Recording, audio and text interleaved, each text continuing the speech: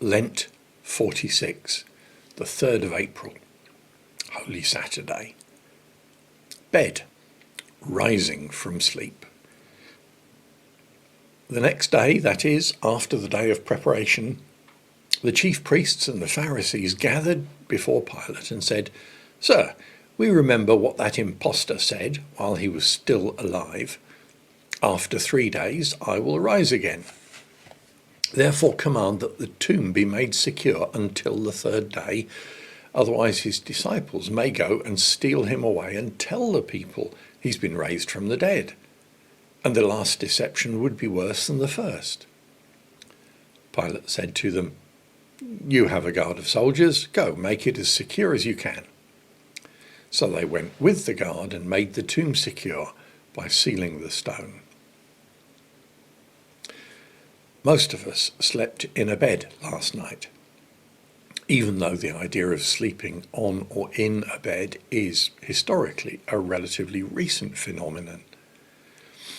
Of course, sleeping itself is not, rather it's a vital and necessary dimension of human well-being. There are different levels of sleep: deep sleep, wakeful sleep, rapid eye movement sleep, and during the various phases of a sleep cycle we experience each of these several times. While we're asleep, we rest, we heal, we store our memories, we dream. Our heartbeats drop to their lowest rate and our consciousness shuts down. It's a kind of nightly pseudo-death, and the bed we lie in is like a temporary grave. We must sleep. After only a few days, nothing can keep us awake, and when we're deprived of sleep, we become confused, forgetful, and can hallucinate. No one has gone for more than 11 days without sleep, according to the Guinness Book of Records. Sleep is a human need, and while the basic human right to sleep has never been insisted upon, to deprive someone of sleep is a cruel form of torture. Insomniacs like King Nebuchadnezzar in Daniel chapter 2 suffer terribly. Each of us needs a different amount of sleep depending on our age, metabolism and lifestyle. In the UK, the average national bedtime is 11:45 p.m. and the average time spent in bed is 7.5 hours. Allowing for time to actually fall asleep, 15 minutes is normal, and wakefulness in the morning, this means that the often quoted norm of 7 hours of sleep is borne out by the evidence.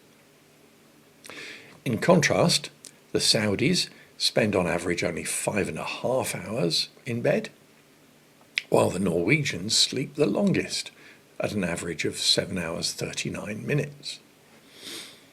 We thus spend a significant proportion of each day asleep, and if you were to live to 93 years of age, you will have spent just over 250,000 hours asleep.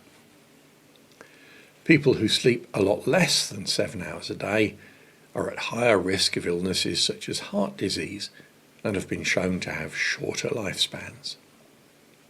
Our sleep is affected by the weather, air pressure, the phases of the moon, stress, our diet, and how much exercise we've done.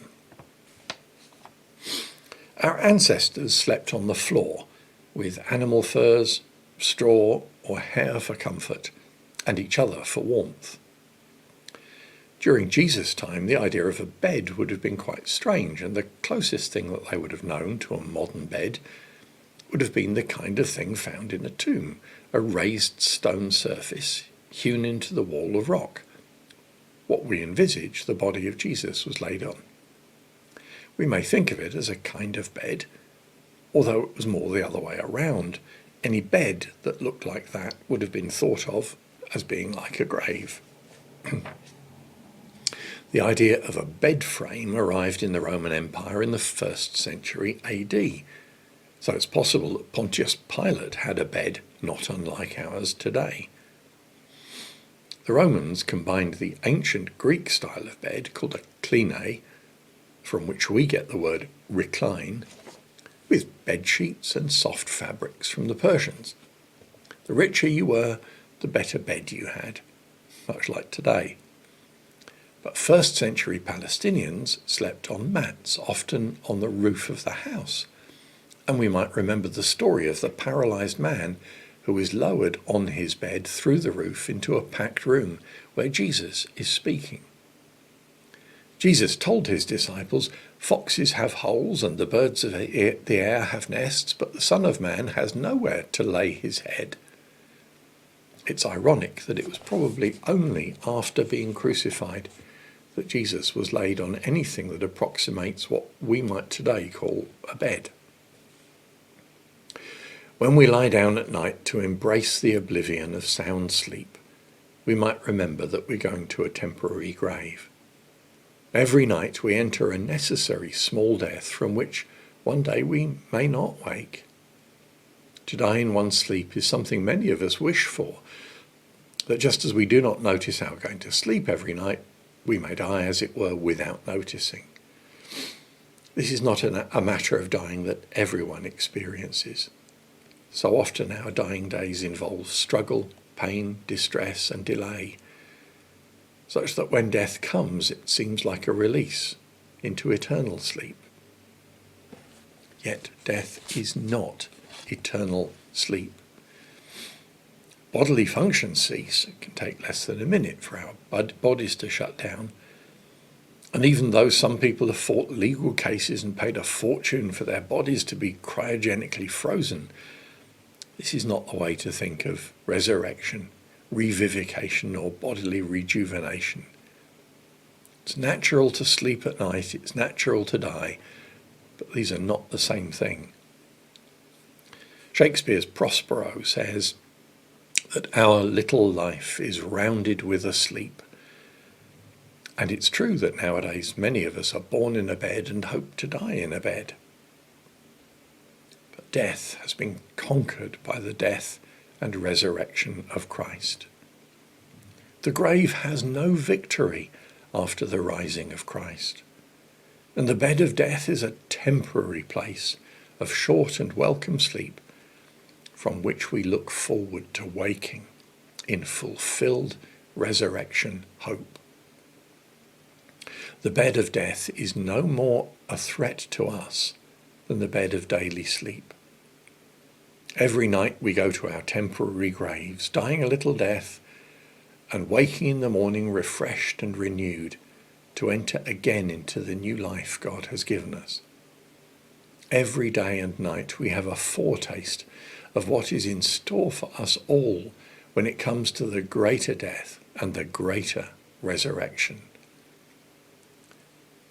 Remember that when you lay your head down your head tonight, and when you arise in the morning, and remember that every day is Easter Day. A prayer. O Lord, on Easter Day you emptied the bed of death and walked free in the light of redemption, freedom, and hope. As we lay down to sleep tonight, may we wake to the renewing dawn of the Easter morning. Amen.